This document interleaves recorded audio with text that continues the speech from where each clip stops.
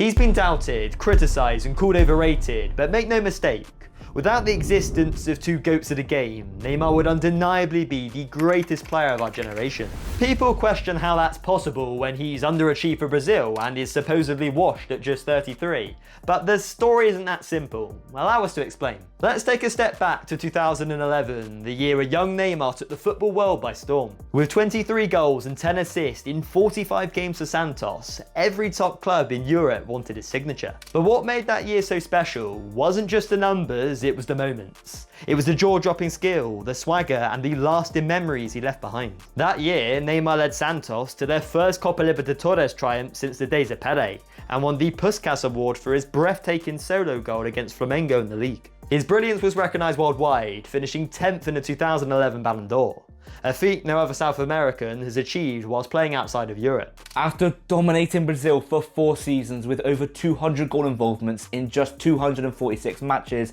Neymar finally made the leap to Europe, joining Barcelona in 2013 for 71.5 million. The fee wasn't just a gamble, it was proof of how extraordinary he already was. Clubs were ready to break records for a kid who hadn't even played a single minute in Europe. Even now, it stands as the most expensive transfer ever from a non-European league. Nevertheless, it didn't take long for that record fee to look like a bargain. In his first season at Barca, Neymar racked up 30 goal contributions in 41 games, and completely stole the show in his first El Clasico, scoring one and assisting another in a man-of-the-match performance. That same year, he shone on the biggest stage, the 2014 World Cup.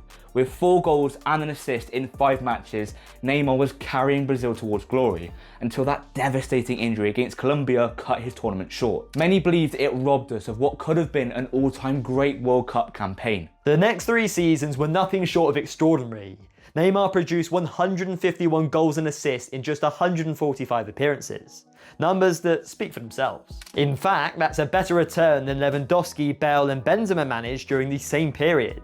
3 players often mentioned in the same breath as him. However, his most influential run, and where many argue Neymar was at his peak, was during Barcelona's iconic treble-winning season, and in particular during their Champions League winning run. From the quarter-finals against PSG to the final triumph of Juventus, Neymar found the net on 7 separate occasions, with ice-cold finishes against the likes of Manuel Neuer and Gianluigi Buffon. And without his second leg brace versus Bayern in the semis, Barca might have not even reached the final itself, as the tie would have remained at 3-3 without his impact. In the campaigns that followed, Neymar continued to deliver moments of pure magic, with dazzling displays against Villarreal, Rayo Vallecano, and that unforgettable performance versus Roma. In that 6-1 victory, he even missed a penalty, but his influence was everywhere. The dribbles, the creativity, the vision, Neymar was the heartbeat of every Barca attack. It was a reminder that true greatness isn't just about goals and assists. It's about control, artistry, and the rare ability to shape a match entirely on your own terms. But the thing is with Neymar, the brilliance was almost always backed up by numbers. Even without Messi beside him, he delivered. During one stretch in the 15-16 season, the winger recorded a staggering 11 goals and 7 assists in just 9 matches. In that moment, any doubt that Barcelona could cope without their main man completely disappeared. And following on from that campaign, he won Brazil's first ever Olympic gold medal, proving to be the difference for his country. However, above all, Neymar's greatest performance in a Barcelona shirt came during the legendary remontada against PSG. That night, he was the catalyst to their comeback, the driving force behind one of football's most iconic turnarounds, as Barca overturned a 4-goal deficit to win 6-5 on aggregate. The Brazilian bagged a brace and the match-winning assist all within the space of the final 7 minutes, with the first strike being a fantastic free kick into the top left corner. Very few players could rise to a moment of that magnitude, but for Neymar, greatness came naturally. Not long after came one of the most seismic moments in football history. The transfer window that saw the winger make a sensational move to PSG for £200 million, shattering the previous transfer record beyond recognition. From that moment on, Neymar's legacy became a constant topic of debate and criticism. Yet in truth, this was the period where the Brazilian reached the peak of his career. Of course, he could have accomplished more during his time in Paris on the European stage, and that's ultimately why many fans view his spell in the capital as a disappointment, and we understand that perspective, we really do.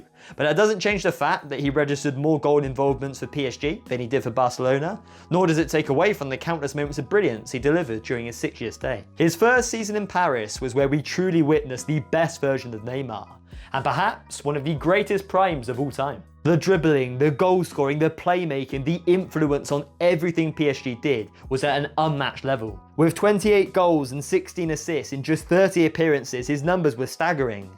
And had it not been for the mid-season injury that cut his campaign short, it might well have gone down as the best individual season by any player not named Messi or Ronaldo since the turn of the century. Although that injury didn't stop him from competing in the 2018 World Cup, with the winger scoring 2 and providing 2 in 5 matches. Not stellar stats, but far from poor, and just like tournaments gone by, and as you'll see in tournaments to come, Neymar was once again let down by a supporting cast. However, his most influential spell once again came in the Champions League, and in the knockouts of course, as he inspired PSG to the very edge of European glory. With 4 goal contributions in 4 knockout matches, he carried the Parisians all the way to the final.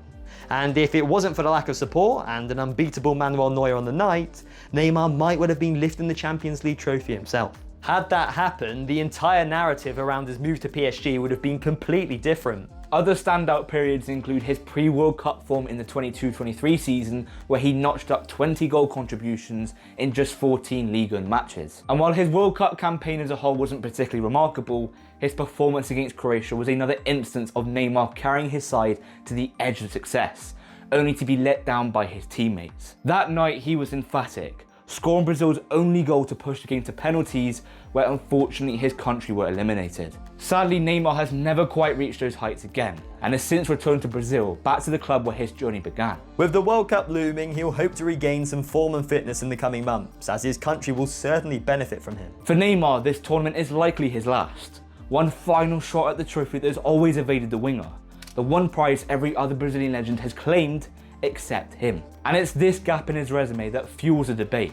Can he really be called an all-timer, or the third best of his generation? Well, maybe not for some, but almost every other player over the past 15 years has struggled to compete with this man on the footballing level. He was more productive in Europe than Luis Suarez, more complete of a player than Lewandowski, a better dribbler than Hazard, more efficient than Salah, and was a much better playmaker than both Bale and Benzema. Plus, he's Brazil's all-time top goal scorer and has more World Cup goals than the legendary Ronaldinho, who is often frequently compared to Neymar. Yes, injuries repeatedly held him back, but they never stopped him from carving out his own space in football history. He may not share the throne with Messi and Ronaldo, but he belongs firmly in his own bracket.